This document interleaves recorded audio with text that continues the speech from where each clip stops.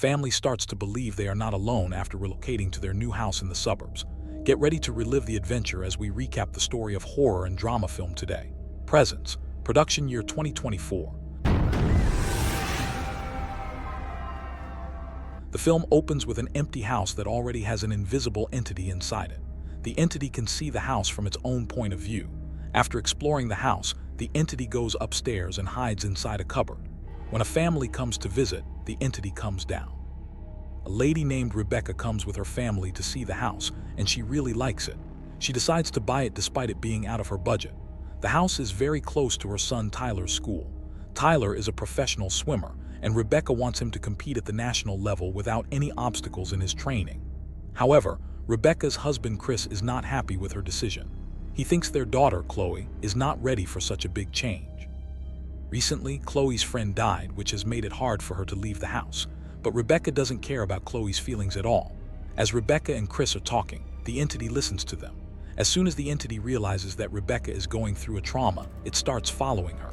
Rebekah walks over to a mirror that is about 100 years old, as the house owner had told her. Meanwhile, Chloe, while visiting a room, feels that someone is watching her from the cupboard. The scene changes, and we see that painting work has started in the house. Many of the laborers who were working there have run away because they felt a presence in the building. A few days later, Rebekah's family has moved in.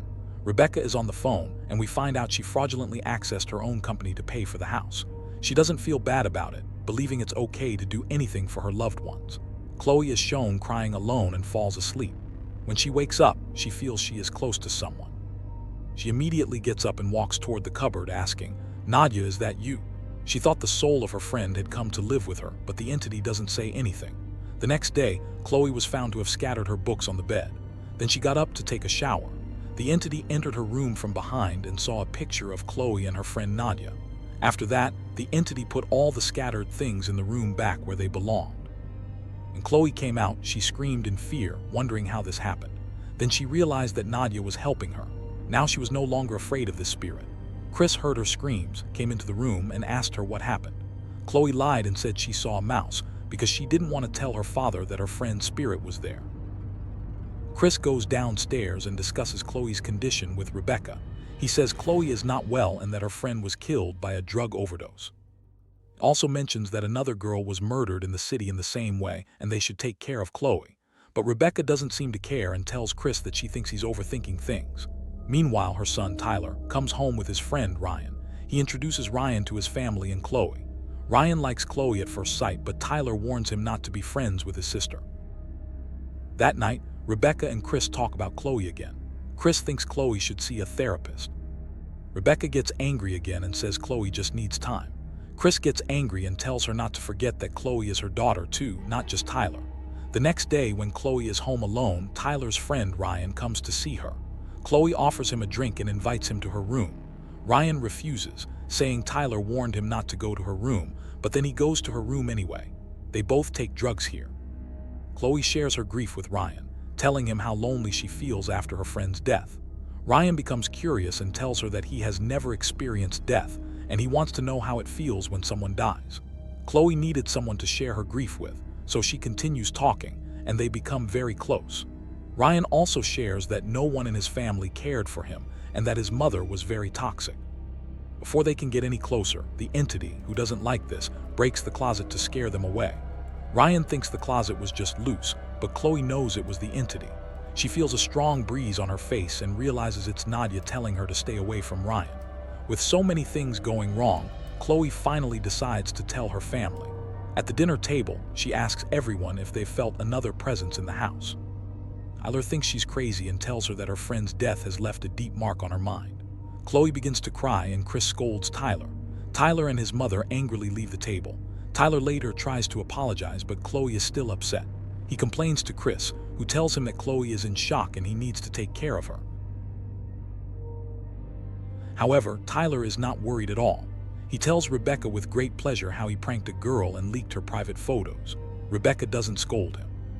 The entity, hearing this, doesn't like it at all. As punishment, it goes to Tyler's room and breaks everything, including his winning medals and mugs.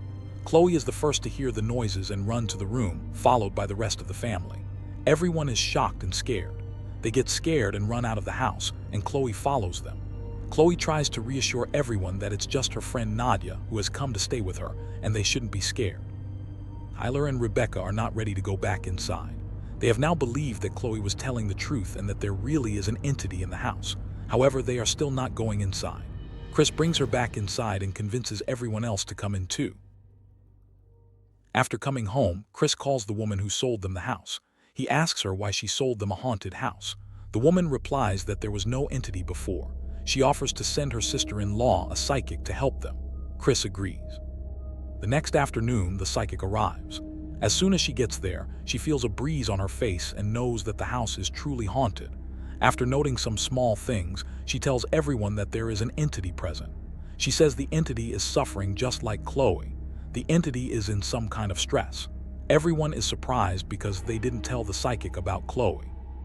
The psychic also says that only Chloe can feel the presence because Chloe's trauma has made her very sensitive, and the door to the fourth dimension has opened for her. Through this door, souls can send her messages and make her feel their presence, which ordinary people cannot feel. She says that when she went through a similar trauma, the door to the fourth dimension also opened for her, and she has tried to keep it open to help others. Chloe asks the psychic if the entity is her friend Nadia. The psychic says no, she doesn't know who the soul is. She says the soul doesn't even know who she is and is just stuck in the wrong dimension and timeline. The psychic explains that in the fourth dimension, time behaves strangely, with the past and future existing at the same time, which is why souls often get confused and go to other timelines. The psychic teller saw the old mirror and touched it, saying that old mirrors often allow us to communicate with spirits. She touched the mirror, trying to ask the entity questions. She received a strong shock and asked to leave. Now, for a long time, this presence stopped bothering the family. Even when Chloe approached Ryan, the entity didn't stop her. To avoid everything, the entity hid in the closet. When Chloe goes to take a bath, the entity sees Ryan adding drugs to her juice. To stop Chloe from drinking it, the entity shakes the table and drops the juice. Chloe doesn't feel anything strange and cleans up the mess. This is because after her friendship with Ryan, Chloe's mental health improved, and the door to her fourth dimension started closing. Now she is no longer able to feel souls or entities. Chloe talks to Ryan and tells him her parents won't be home on Friday and he should come over. He agrees, even though they both know Tyler will be home. On the same day, the psychic comes to Chris and tells him that the entity is not related to the past, but to the future. She has come to stop something that is going to happen in the future that is related to the window, but Chris can't understand her. Since Rebekah has forbidden the psychic from coming to the house, he tells her to leave. It is shown at night that the entity is suffering because she needs to tell Chloe something urgent. She tries to talk to her, wake her up and touch her, but an invisible wall stops her. Because Chloe is out of her mental trauma, the entity can neither make her feel her presence nor talk to her. On Friday, Ryan came home. He met Tyler first and then headed to the kitchen. He had 2 glasses of juice and mixed a drug into one of them. He gave the glass to Tyler, who fell asleep a few minutes later. He then headed back to the kitchen to take a second glass to Chloe's room. This time, Chloe sensed something was wrong. She worriedly asked where Tyler was. Ryan said he was asleep. Realizing that Ryan must have drugged Tyler, she asked him to leave immediately. Ryan tried to calm her down and make her drink the juice. The entity was watching everything and didn't want Chloe to drink the juice, but he couldn't drop the glass. Chloe drank the juice and blacked out. Ryan's true face is revealed. He is a psychopathic serial killer who enjoys killing girls. He used a plastic trap to slowly strangle Chloe, removing it each time she was about to die. It is also revealed that Chloe's friend and another girl were also killed by Ryan. He strangled Chloe repeatedly until everyone thought she died of a drug overdose. The entity tried to save Chloe, but his barrier left him powerless. The entity decided to save Chloe by waking Tyler, but it couldn't touch him either. It tried dropping things to wake him up, but Tyler was unconscious from the drug.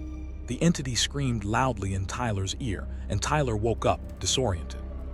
When he regains consciousness, he immediately remembers that Ryan is in the house and that he must be harming his sister. He runs upstairs where he sees Ryan about to kill Chloe. He grabs Ryan and goes down the window and they both fall to their deaths. The film cuts to the scene of the family leaving the house. Rebekah's greatest grief was the death of her son. She had bought the house for him and loved it very much. His death devastated her.